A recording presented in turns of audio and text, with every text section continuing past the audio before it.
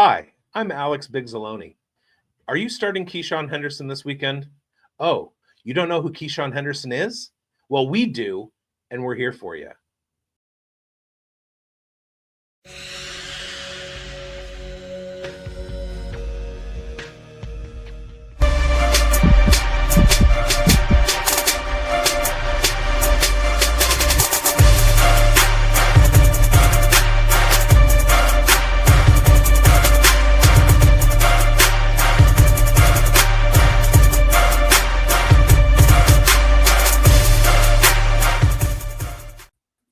To another edition of the Dynasty Pulse right here on Fantasy Sports Advice Network, terrestrial radio 101.5 FM talking West Tennessee, and the Undroppables. I am Bigz.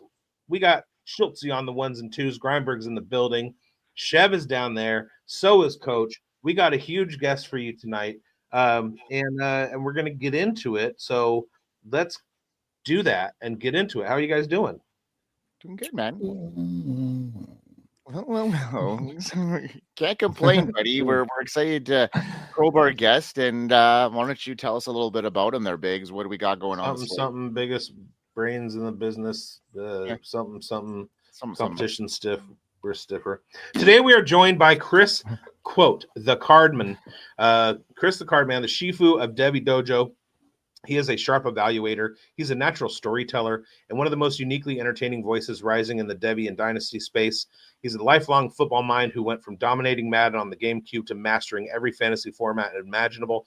Chris brings a rare blend of analytics, film grinding, that probably should be grinding, film grinding humor, and that signature narrative-pushing edge that has made him a must-follow presence in fantasy circles. At Debbie Dojo, he and Dustin aren't just breaking down prospects. They're teaching the art of talent evaluation and giving managers the tools to identify future NFL stars long before the rest of the community catches up and or gives up on those guys from Penn State. And with both Chris and Dustin leading FSAN's Rookie Guide project this season, you can expect one of the most comprehensive and forward-thinking rookie evaluation teams in the entire fantasy space. We need to play the intro video for him. Let's get Chris the Cardman on here. Yo!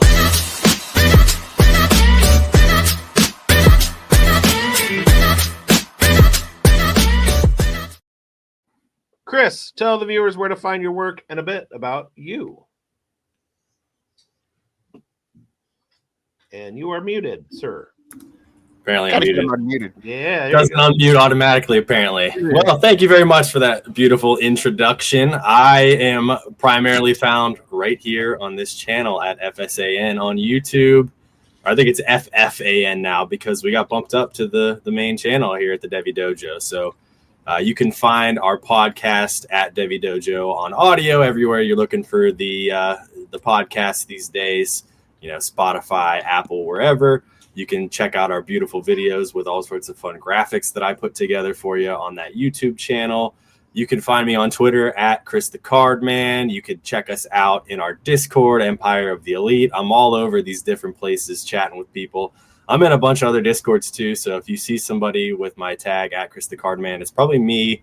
And, you might think, that's a troll, but it's just me being an asshole. So, here I am. Bouncing around, talking that smack. So using those potty words, I see.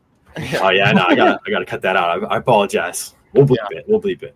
Well, I got a funny story to talk about, Chris, because for some reason you had to fill in at the expo on some of the main panels here. I'm glad you mentioned that because I was going to bring that up. I haven't seen Bigz since the Fantasy Football Expo, and for one day there, I was Bigz in the flesh. I was channeling my inner Bigz. I had to jump in on a couple panels for you because I think there was an accident with some alcohol and a set of stairs and the alcohol wasn't an bathroom accident. door. Stairs were an accident. So you put Bigz. You had to put Bigz inside you so that you could do.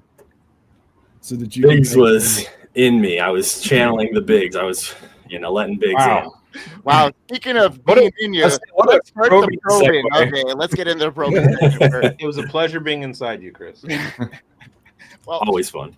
It's always fun. Okay, well, you're going to join us, and you're going to break down the next wave of the future NFL stars. Obviously, this 2026 draft class. Let's talk about them. We got some early standouts, maybe some blue chip prospects. We're going to talk about a bunch of different guys, and Schultzy's going to start us off. But before you do, Schultzy, roll the probing video.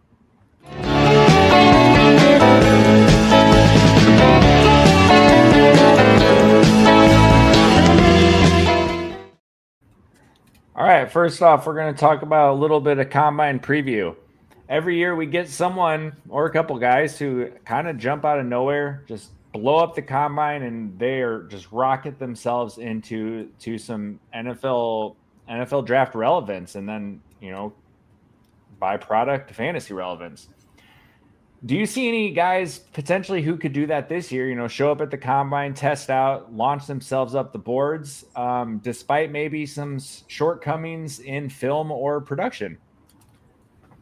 Yeah, I laughed a lot when this was the first question on the show sheet because I'm going to talk about my boy Drew Aller from Penn State, and I'm like, it's if you watch the dojo, I'm a homer. I'm talking about the Penn State guys all the time, and I readily admit that I have a bias, but I truly believe that I would have answered this question no matter what if it was the first question or the last one the same way. And I truly believe that Drew Aller is a fantastic quarterback, and he's going to be somebody that's going to rise up people's boards if he could get healthy in time for the combine.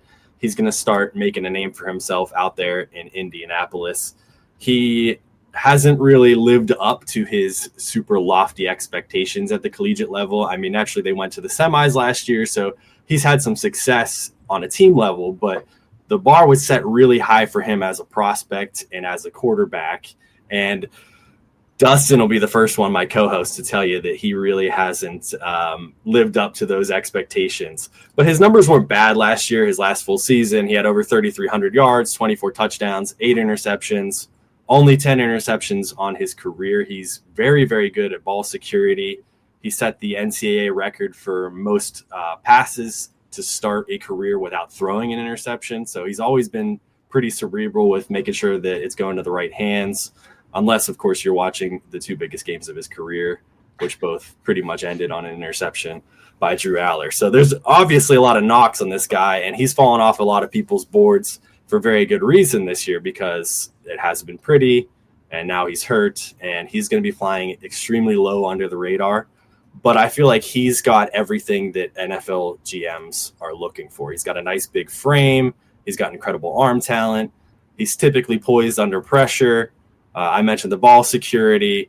He's not exactly a dual threat type of guy, but he's mobile enough that he can be evasive in the pocket and he can chip in the modern game where he can be on some of those designed run plays and RPOs and things like that.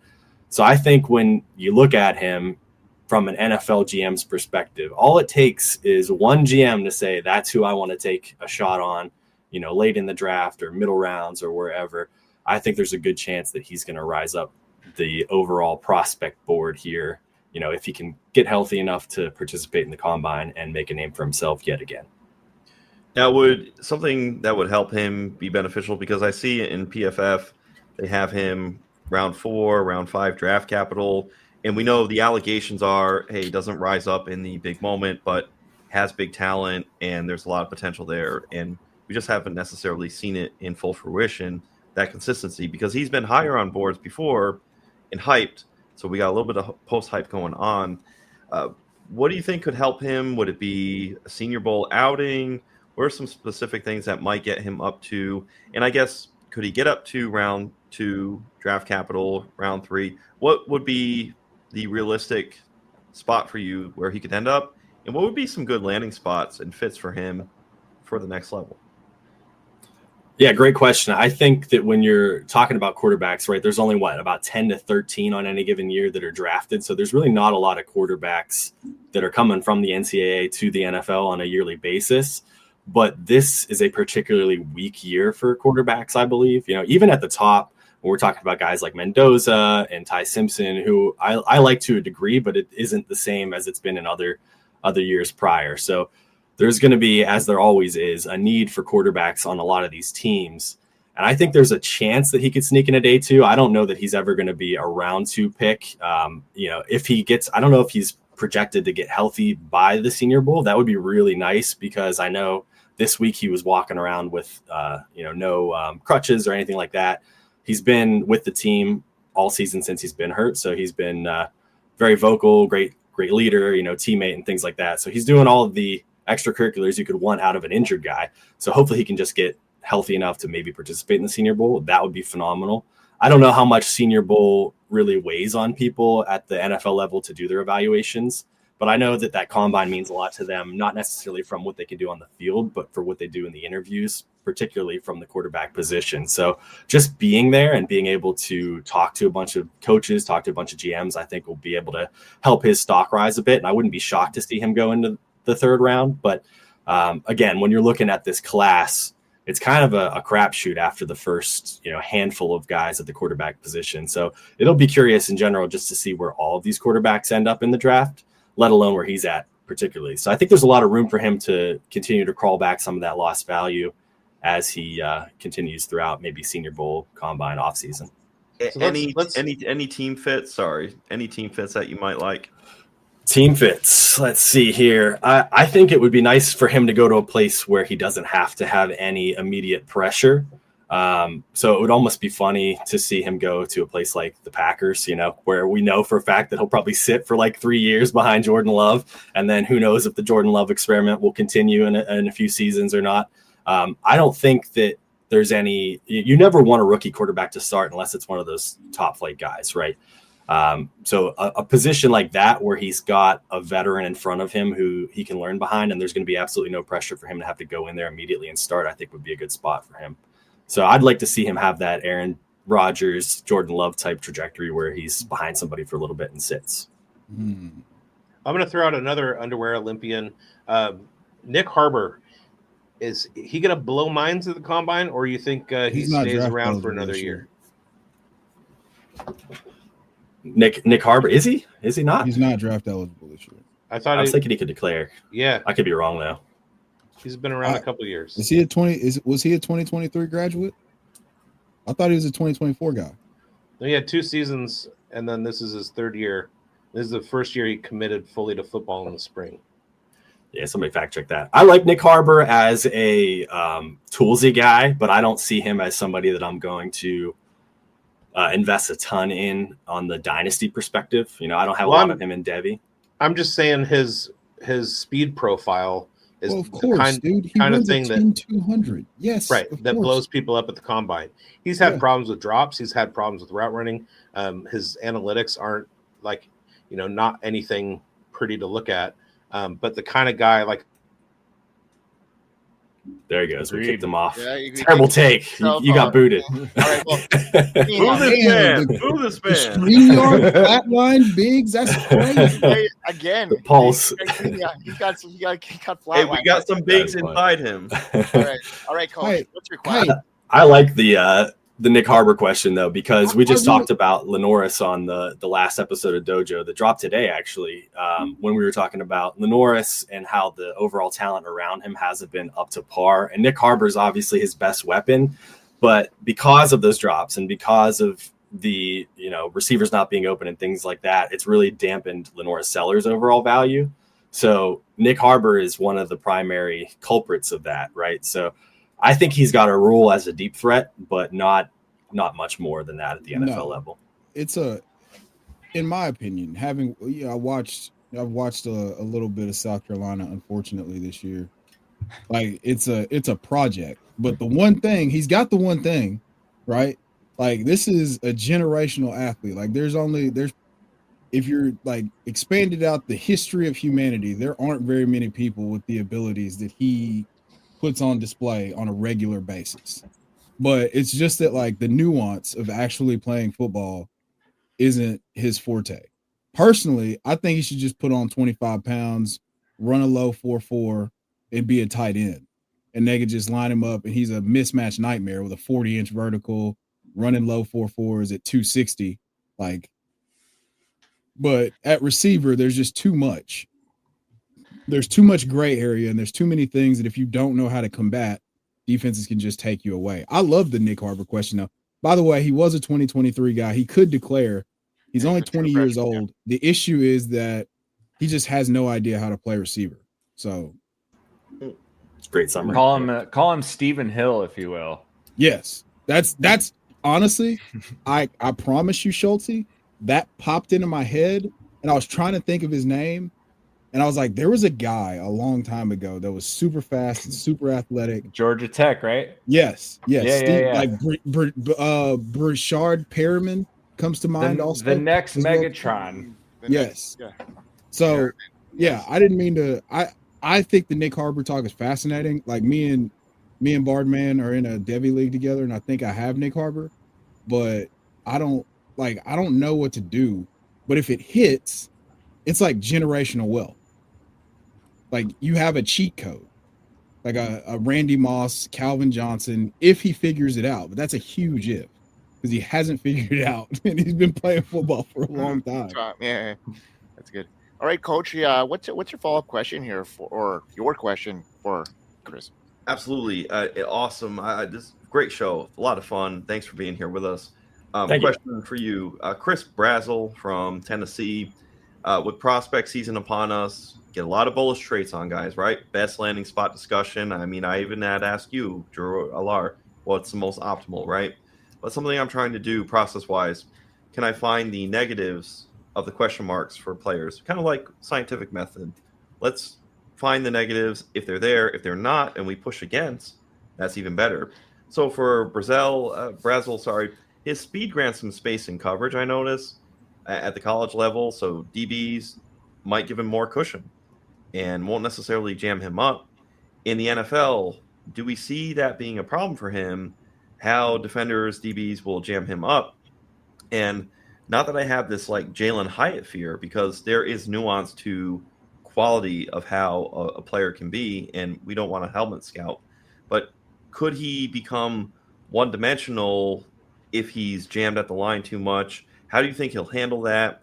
Is this a valid question, or is this something that you think he's going to cook defenders and we keep him right now? I'm seeing on PFF round 2 draft capital, and he's always, 5th, 6th. He's getting respect towards that top tier of wide receivers in this class. So how would you summarize any of that, and what is your take on him?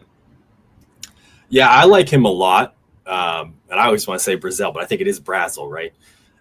Braswell just sounds fun, It's like Oregon. It's like Oregon or Oregon, right? Yeah, I like him a lot. Both myself and Dustin, we have a Substack that we started this year. We both wrote him up in different articles about a month and a half ago, I want to say, when he was really starting to heat up a bit.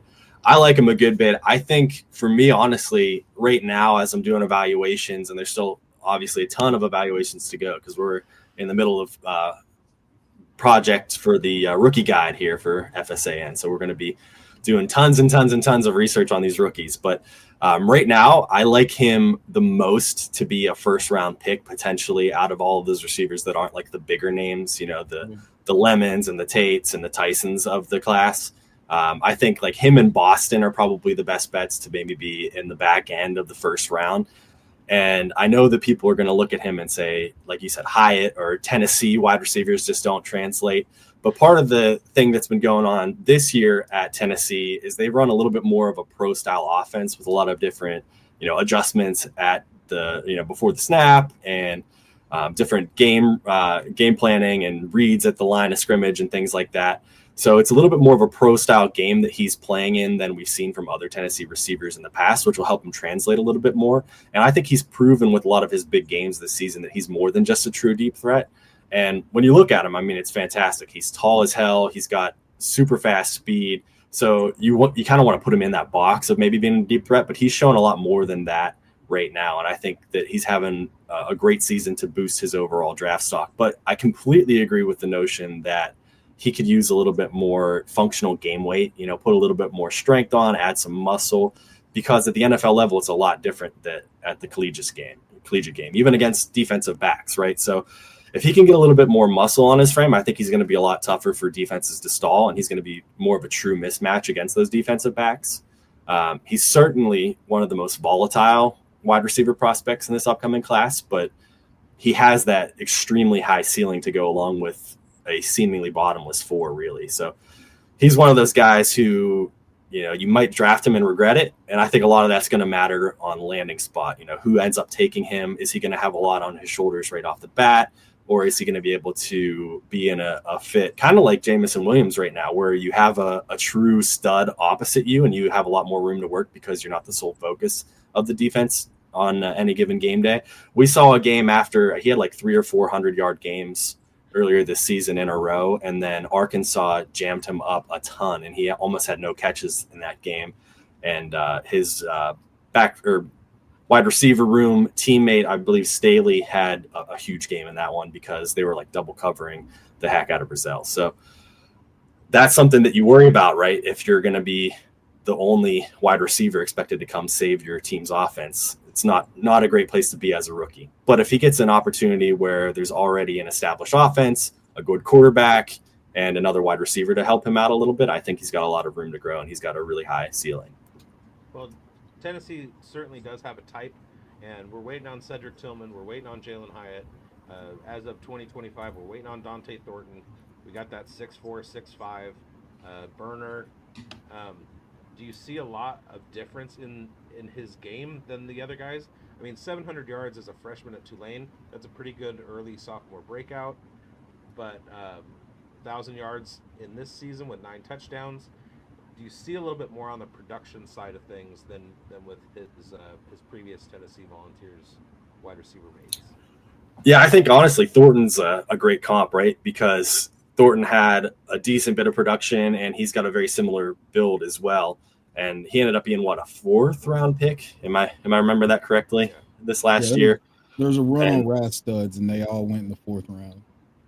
Right, exactly. So the talent there is obviously a little bit higher if I'm projecting him to be around 1 level. And I think the production's been a little bit more this year as well, where he's been stringing those games together. And when you're playing SEC competition and you're putting up 100-yard games, that's fantastic, right? And I know a lot of my friends that are Volunteers fans will tell you that the quarterback situation is god-awful, but it really hasn't been that bad. It's just not as good as it's been for Tennessee in recent years. So for him to put up numbers in this current season, I think is an indicator that he's got a little bit more talent than some of these other guys. And I know me and Chev are Tillman boys. Chev actually kind of swayed me a little bit more to the Tillman boat earlier this offseason. He's in one of those scenarios that we don't want to see Braswell end up in, right? With a quarterback. Well, he hasn't really even had a quarterback yet. This is going to be Shitter's third start this week coming up. So it's been a nightmare for him this year. So you end up in a place like the Browns and you might never produce again, unfortunately. But I still think Tillman's got an opportunity, and I think Thornton could grow here a little bit too in his year 2. We call that Treylon syndrome. Yeah. Chev? All right. So first things first, Joey Aguilar is a massive upgrade over whatever the hell Nico Llama Red Pajama is.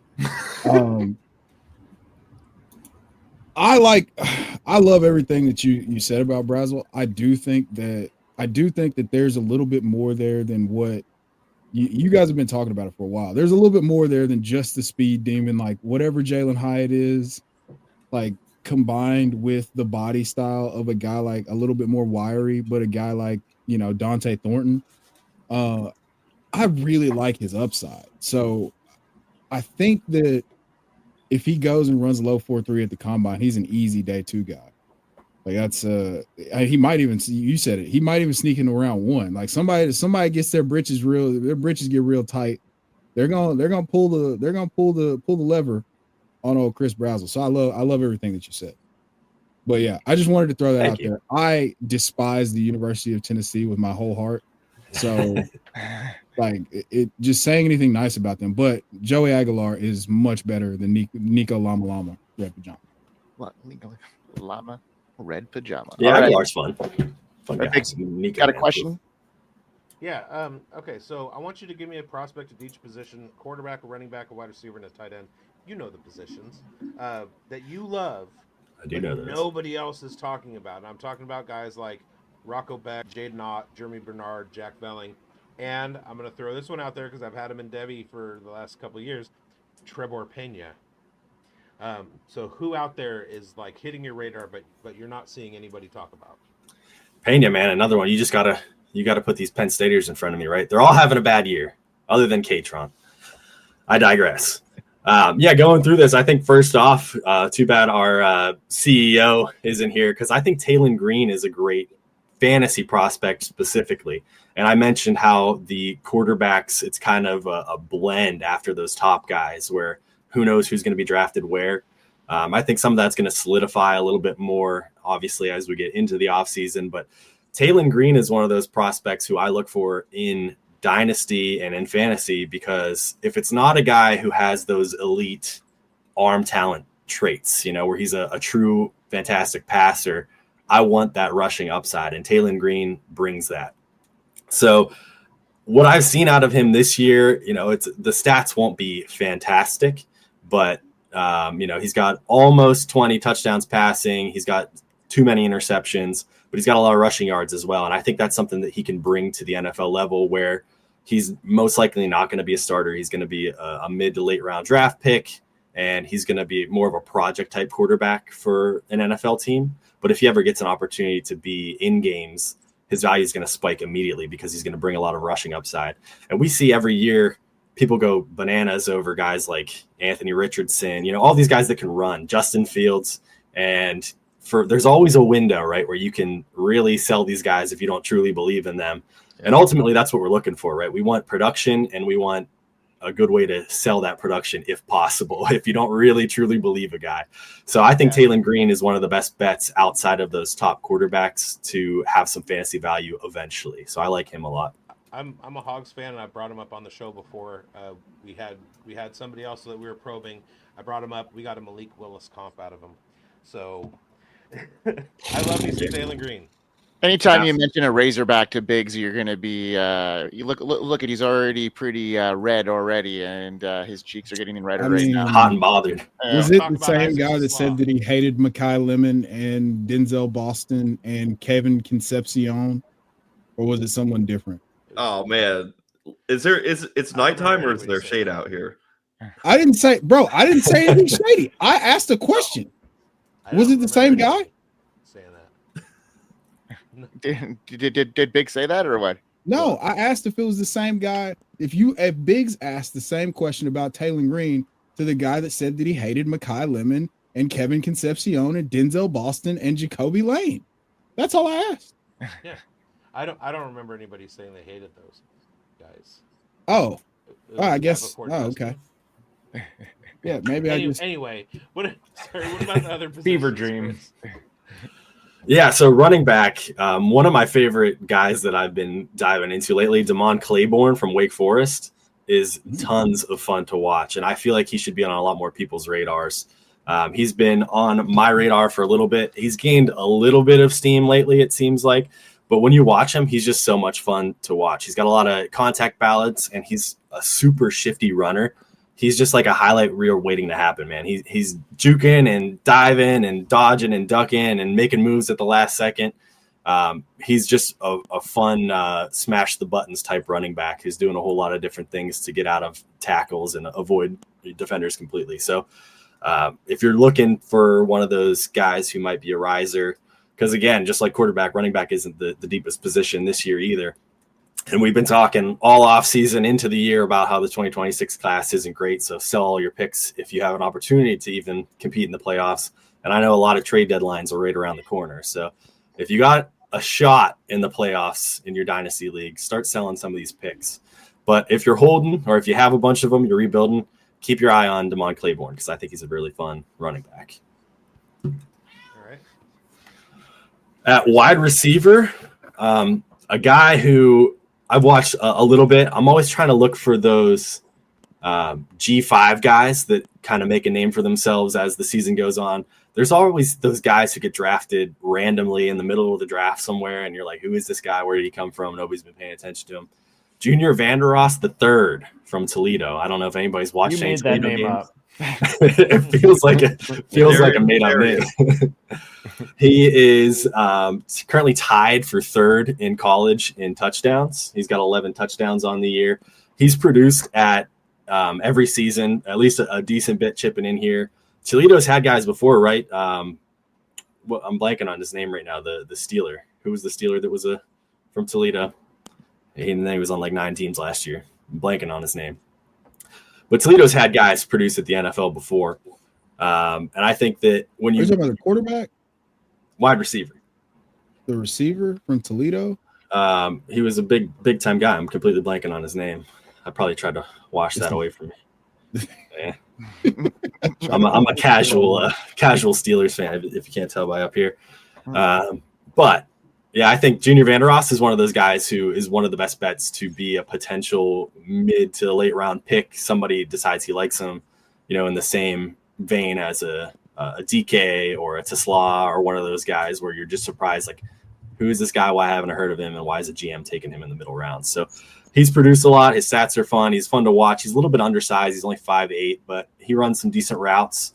And he's kind of moving, if he's in the middle of being a runner, he's always making those last-second moves. So he's never given up on a play. He's always trying to make extra steps to get some extra yardage. And I like that kind of effort out of guy at the G5. And tight end is such a boring position, right? Nobody actually likes reviewing tight ends, but I'm going to defer to my boy. I haven't even started diving into too much yet outside of the top fives on tight ends yet, but I'm going to defer to my boy Kevin from the Devi Royale. He is talking a little bit about Tanner Koziol from Houston, who's been Connor Weigman's main man this year. He's a lot of fun to watch. He's one of those guys who's been pretty productive in the Big 12 and kind of open very frequently, one of Weigman's go-to guys. And when you're talking about the tight end, that's what I want. I don't necessarily want to see those freak athletes, because then you end up with a situation where you're stuck with Kyle Pitts and you're wondering why you still have Kyle Pitts on your roster forever, and you're just waiting for the next thing to happen. You can't cut him because the athletic profile is so good, man. Next year's his year, right?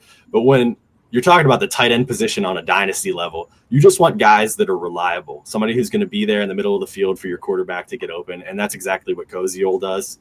So I think that he is potentially going to be one of those day 2 picks at the tight end position who can climb up some people's boards after the draft.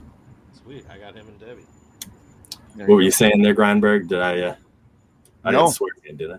No. I think those were great insights, and guys that are under the radar that are now on our radar. We'll have to look into a little bit more of these guys, and I got a guy that's not under the radar right now, but he's been under the microscope, if you ask me, and that's Jordan Tyson. And injury concerns now are creeping up on him, and dynasty managers want to know. After 2024, he had that breakout campaign. People had him firmly as their wide receiver 1. I was one of them, but I mean, things happen in a season, and then now guys like Mekhi Lemon, Carnell Tate, Denzel Boston, we mentioned these guys already on the show, are steaming up here. And for someone who's deeply immersed in the dynasty landscape and college trajectory, where do you see Jordan Tyson shaking out in dynasty circles now, heading into 2026 and the draft? Are the injury concerns enough to seriously worry managers, or is he still a top-tier wide receiver 1 target who just needs a clean slate of health to reclaim his upside? Yeah, absolutely. I love Tyson. My boy Dustin was one of the guys who had him as wide receiver 1 coming into the year. And I believe Mekhi Lemon has now usurped Tyson on his board. Not for me. I've actually bumped up Tyson after this season. He's now my wide receiver 1, and he wasn't before. I like him more than my guy, Carnell Tate. I like him more than Mekhi Lemon. I think he's a lock to be a first-round pick, and I think he's a surefire top 6 pick, top 5 pick even in Dynasty Superflex first rounds next year. So I like him a lot because, quite simply, he's just a highlight reel in the making. He makes some absolutely outrageous catches. Any given day, any given play could be the best play of the week coming from this guy. He's never not open. He's always finding a way to make a beautiful catch. And I know that he gets a lot of those knocks, as you mentioned, on the injury history and things like that. But I'm not too worried about that, because a lot of it is kind of those fluky things. It's nothing that's been, a consistent, lingering one body part or one injury or anything like that. He had a collarbone last year that took him out of the season and the playoffs. He had a knee injury a few years back. I think he was dealing with a hamstring this year. So it's all different parts of the body. And you don't really want to knock a guy too much for some bad luck. If it was a consistent, it's the same thing over and over again, yeah, there's some injury history there. But when I'm talking about using my first round pick in Dynasty, I don't want to be safe for the sake of being safe. I want to go for a guy who I believe has true alpha potential. And that's what I see out of Jordan Tyson. I think that if everything breaks right, his ceiling is higher than every other wide receiver in this draft class. So for me, he's my wide receiver 1 solely for that tantalizing ceiling. I think he's one of the guys who can produce no matter where he's placed, who drafts him, no matter what, who's throwing to him. He's going to be open. He's going to find ways to make plays on underthrown balls, on overthrown balls, on balls behind him. So I really like Jordan Tyson a whole lot. And for me, I'm standing firm at wide receiver 1. Hey, I love what you're cooking there. And even though, rankings, everyone's going to have their different opinion, you have him very much high up there for Jordan Tyson. One thing that I noticed with him, and you kind of hit on it, proprioception is a term. Not everybody knows it. But if you're aware of it, you're like Jordan Tyson, because Jordan Tyson is aware of everything around him. And that is what proprioception is. You understand what is going on all around you. And I just noticed there's just like this ring, this total surface area for Jordan Tyson where, as you were saying, he knows where he is on the field and he can just lean back, catch the ball. He can get it over the top. He can be doing a 360 and know where the football is. Just he has that understanding of where the ball is being lobbed up, cohesion with his quarterback. I know they've followed together plenty. So I love what you're saying. He really does have just excellent awareness. Yeah, absolutely. And, since I'm one of those sickos who does Devi and, is watching a ton of these guys all the time, all year round, he was making some highlights even in fall camp. And you don't want to go too crazy about what happens in practice or whatnot. But when it's a receiver and you're showing me things on tape from a beat reporter who's taking a video on his iPhone or whatever and just posting that out to Twitter, and you're making those outrageous catches just in practice where you're just kind of having fun, everything's loose. It's not necessarily game speed, but it doesn't have to be because you're just showing off what you got. That's fun, man. And he's just fun. He's the definition of an alpha to me. So I love the ceiling on this guy. And I love what you mentioned about awareness because he's one of those guys who sees the field really well. He's not locked in onto his route, and that's it. He's knowing where the defenders are, where he's going to run next. He's not overreacting to things. He's a very cerebral wide receiver. Do you see any Justin Jefferson to his game? I hesitate. I'm not the comps guy. Dustin's the comps guy. I'll throw a comp out there if I feel it. And I don't ever want to call anybody Justin Jefferson, right, because that's like putting way too many lofty expectations on him. However, I don't think that's the worst comp, right? Because he is that same type of player where he could play at every position on the field, all over, any given route. And he is playing the game with his head a little bit more than some of the wide receivers who are in the NFL right now. And I think Justin is both, a talented guy, an intelligent guy, and a leader. And that's exactly what I see out of Jordan Tyson. So maybe Aldi version. Yeah, we'll say Aldi. Trader Joe's. Yeah, okay. A little bit pricier than Aldi. Chev, what's Under your your thoughts? head, you got the 2026 101. You're not going to trade it. Who are you taking? Jordan Tyson or Jeremiah Love? Pick one. I'm taking Jeremiah Love unless Dante Moore comes out. Then I might take Dante Moore if he lands in the right spot in Superflex. I love Dante Moore. Right now, it's Jeremiah Love is the firm 101 for me, and then the 3 wide receivers, Love, Lemon, and Tate, probably in that order. But if Dante Moore comes out, I'm getting more and more hyped on him every day, which is a shame because I flag planted myself as a hater before the season. I didn't think he was going to do it. I remember. And I did a whole video called Dante's Inferno where the thumbnail was Dante going like this, and my face was there. He was just dunking right over top of me, flexing on me, because I had to put it out there for the world to see. I'm capable of change, I swear. I might have some biases. I might have some hot takes here and there, but I promise you I'm capable of change when the right things come about. So Dante Moore I'm excited about. Better to be wrong and then right than never right at all. That's true. There you go. Chev, Unless you're Chev, then you're never wrong. He's about to win a championship too. So. What's your take on Tyson? I forgot where we were. My bad. All right, so I like Jordan Tyson a lot. I'm not going to talk a lot, so I'll just ask my question. So what's the thought process when you got a player who spent time when you spend time evaluating and they don't get the draft capital you want?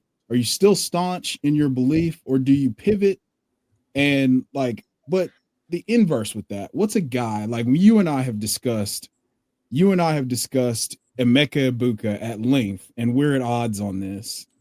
And I never victory lapped when he got off to the hot start because it was way too touchdown dependent. But the volume has been solid, but the results have not followed in the last few weeks, mostly because of the fact that his catchable target rate dropped from like the 70s to like the mid 30s, if I'm not mistaken.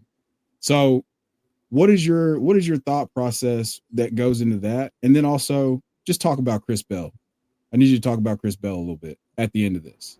So yes, all of that, and then throw in some Chris Bell talk for our listeners.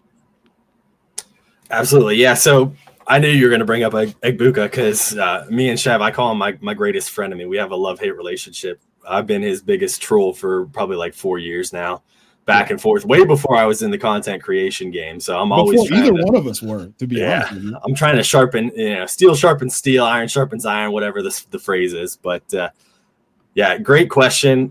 In general, at the Devi Dojo, our motto is trust your training. So we say that if you're doing the work, you have a take on a guy, you've watched, you've evaluated, you've done your own background, you've made your own scouting report, you've done X, Y, Z, and you feel strongly one way or another about a player, few things should change that. Now, naturally, you have to adapt at a certain point, right? But the game we play is extremely reactionary. People are always making extremely boneheaded moves because of one or two hot weeks, whether it's from FOMO or because a guy isn't producing and they feel like they got a shot at a title, so they're just going to get rid of him or whatever. But if you firmly believe in a guy, man, you got to ride it out for a little while, typically, right? I use my own evaluation as the primary basis of my evaluation of a player, and then I play the market based around my evaluation of a player. So I'm not afraid to get rid of a guy who I like and then come back to him. I've done that in the past with Jameson Williams. I got rid of him. I came back to him when he was cheaper. Christian Watson, I'm sure Chev remembers, I was a big Christian Watson hater back when he was, I don't remember where he peaked in dynasty value, but I want to say it was like top 15 wide receivers. Yeah. When he had a couple big games and that was it. So I was always out on him. And then coming into this year, I grabbed a bunch of Christian Watson because I was like, even though he can never stay healthy when he's on the field, at the cost that you could acquire him in the offseason, like a 3rd round pick, a 4th round pick, a throw into a bigger deal, I grabbed some Christian Watson, and I'm feeling pretty solid about that right now. So you have to be able to adjust your takes and play the market, but you use your overall opinion on a guy as the basis of that. So there's a little bit of cushion room for you to fade yourself a bit. And when you're in 45 leagues like me, you got to fade yourself a bit, even if it, now I'm stuck with a couple McCarthy bags that I wish I never acquired because even though I never liked him, you got to fade yourself occasionally. It is brutal. Also, we just made a trade for Jameson Williams like 2 weeks ago. Was it? We did do that. Or last week. Yeah. So yeah, 2 weeks ago, I want to say it was before Thanksgiving. Yeah, the proof is in the pudding as far as the process. Like I can attest that you are 1,000% telling the truth on entry and exit point for buying and selling, different dynasty assets. And that's what the show is all about. That we discuss that every week. That's why we're here. Is we talk about the market. We talk about how values fluctuate, how you can be in on a player one day, out on them the next, and then back in a couple years later. I mean, that's literally the theme of the show. I'm glad you touched on that. That was brilliant. Now, what about Chris Bell? Chris Bell, yeah, absolutely. So one guy who I feel like has been having an up and down season a little bit. There was a point probably about 2 months ago where it seemed like he really started to peak and everybody was getting excited about him. And it seems like he's flying a little bit more under the radar right now.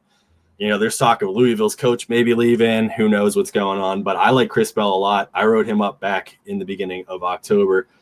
He is a fast man. 22.0 miles per hour was third in college football, I believe, this year. And when you're hitting 22 flat, that is extremely fast, right? 6'2", 220 pounds. So he's got a really nice frame for a guy that fast. And this isn't one of those weird ones like we were talking about with Braswell where you're 6'5", 6'6", and skinny. This is like functional game weight with just enough height to be a little bit taller than those defensive backs who are covering you. But he's had some really explosive games early on in the season. And I think he has just a great knack for finding the ball. Coming back, we talked before on the dojo about how when you're working back towards your quarterback, that's a great sign for me as a wide receiver, because you're having that kind of like we just talked about, where you have that cerebral intelligence to your game where, maybe you've run a little bit of your route, but that the play is breaking down a little bit more and you just need to get to a position to let the quarterback get the ball to you. So he does a lot of that, coming back, working back towards his quarterback, getting those underthrows, getting those balls out whenever he needs to cut his route short. I think he's a pretty smart guy. We talk about contact balance a lot, specifically as a running back trait, but I think that he's got a lot of that, when he turns into a runner after making a catch as a receiver. He's always making a nice catch and using his big frame to just plow through the guys that are trying to make a tackle on him, which makes him a nice threat for yards after the catch. I think he's got the size and speed to produce at the NFL level. And most importantly, the grit at the NFL level. Yes. He's going to be one of those guys who's not going down easy. He's not making a catch and then waiting for, where's the receiver at? I got to get down. He's going to be trying to fight for every yard. And I love that kind of asset in a wide receiver. Great. That's awesome. Great insight, Chris. I mean, all your answers were really well developed and detailed, and you knew what you were talking about. Our viewers are going to get a lot out of this show today, and a really good landscape of what's really going on in 2026 in the rookie landscape. And we're really excited to see what more you got on the slate here. It's been a great show. Any other follow-up questions before we let Chris hit the road? Schultzy, do you have anything else to add to that? I love that you talked about trusting your gut and like sticking around with the player. Cause like for me personally, that's AD Mitchell, man. And that may be starting to finally become a thing. Big AD Mitchell truther over here. Glad he's getting a real shot.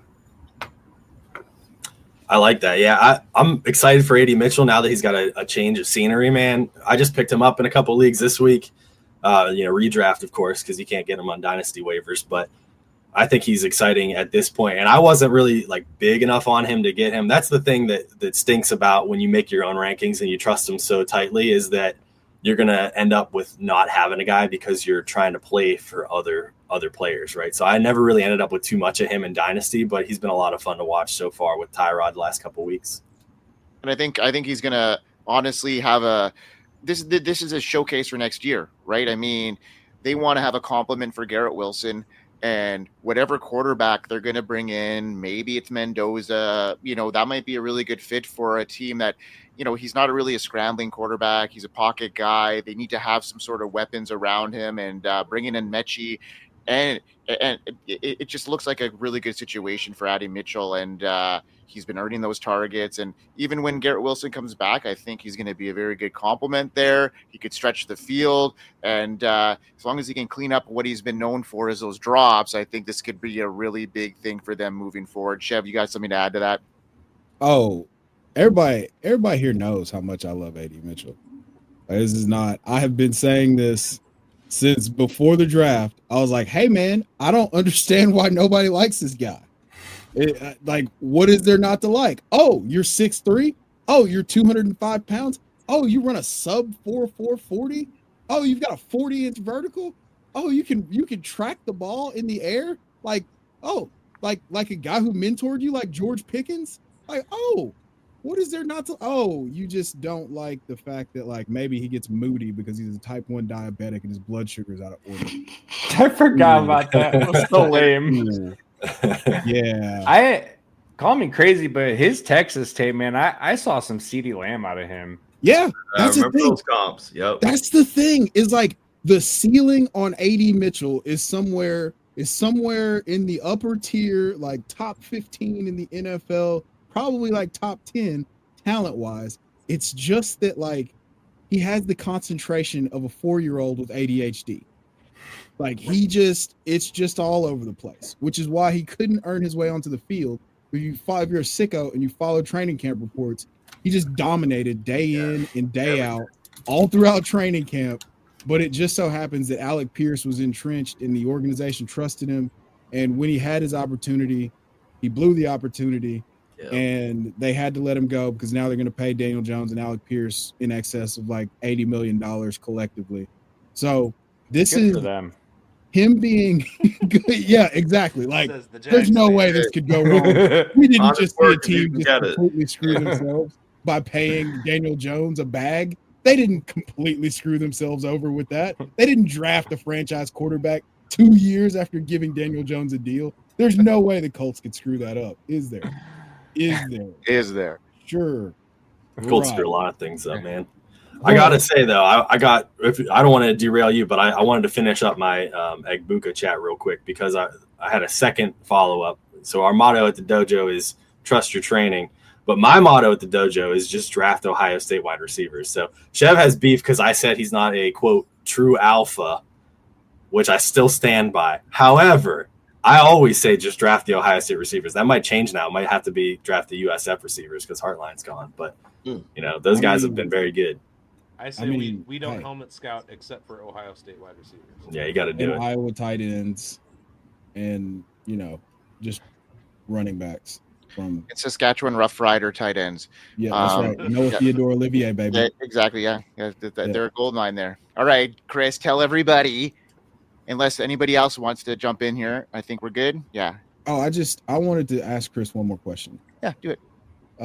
How do you feel about Gospel George? Where is he at in your rankings? George Pickens? Gospel George. Carnell Tate. Oh, Gospel George. I haven't heard that nickname. Wait.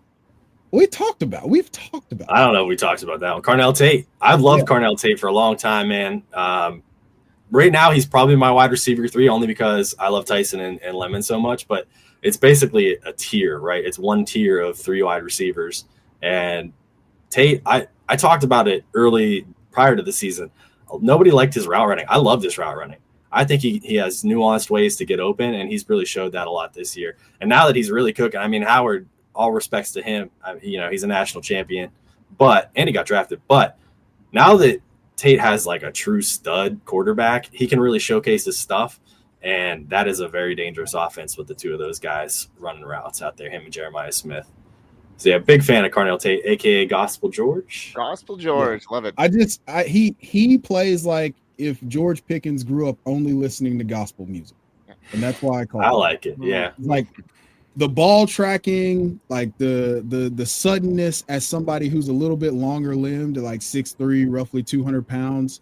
Like it's I have a type. I have a type, Chris. So there's like there's true. George Pickens, who's the devil on one shoulder, and there's the angel on your other one. And there's just a bunch of angels just singing all the gospel songs around him, so he doesn't do the intrusive things that George does.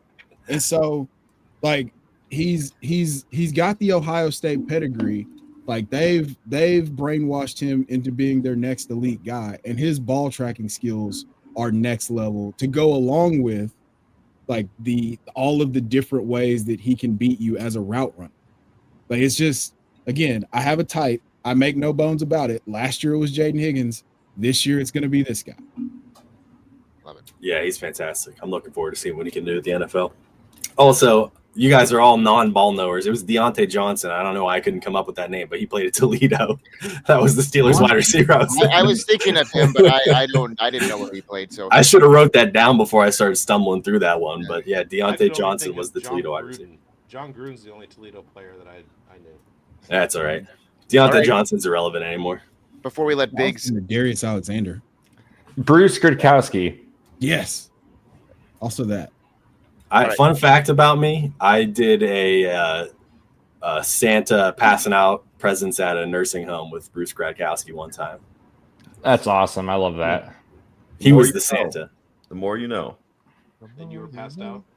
I was more excited about it than the old folks who probably had no idea who he was, but it was cool. There you have it. All right, Chris, tell everybody where you can find all your stuff again, and then we'll let Bigz take us home like he always does. Absolutely. Check us out. Devi Dojo. We are on the FFAN YouTube. We are Devi Dojo on all audio platforms for podcasts. You can find my Twitter at Chris the Cardman. You can find our Devi Dojo Twitter at Devi Dojo. You can find links to all of the other fun stuff to interact with us, our Substack, our Discord, all that cool stuff under all of our videos and podcast descriptions. It's awesome, man. Appreciate you coming by. Great knowledge. Thank you. This is fun. I like you guys. Yeah, we like you too, man. I mean, even though you're wearing a Pittsburgh Penguin hat, we'll forgive you for that one. It's all good. All right, Bigz. Tell everybody what's going on here. Don't forget to like, subscribe, hit the bell, all that stuff. Watch all of our shows.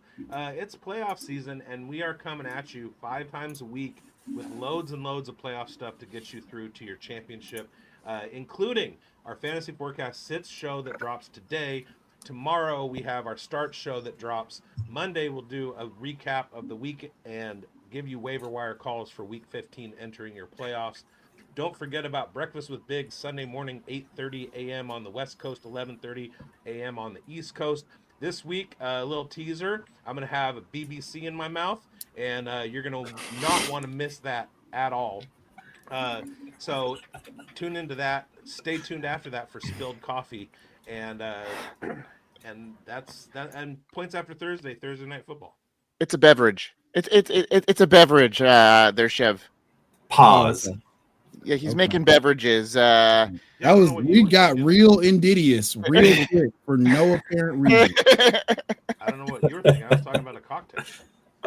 Brother, I didn't know what you were talking about. That's why I called time out. That is a cocktail. Yeah. You're definitely telling about some. Yeah. Thinking it. Tesla. All right, let's. Bro, I didn't say. Hey, bro. EG. Hey, we love it. All right, guys. And we hope you win. On the pulse. Later, skaters. We are here. FantasySportsAdvice.com, offering the best fantasy sports social media platform. Why join endless Discord communities or the trolls of Reddit? Fantasy Sports Advice is a community designed to help you win with 24/7 support. Go to FantasySportsAdvice.com and become a pro member for unlimited access. Again, go to FantasySportsAdvice.com today.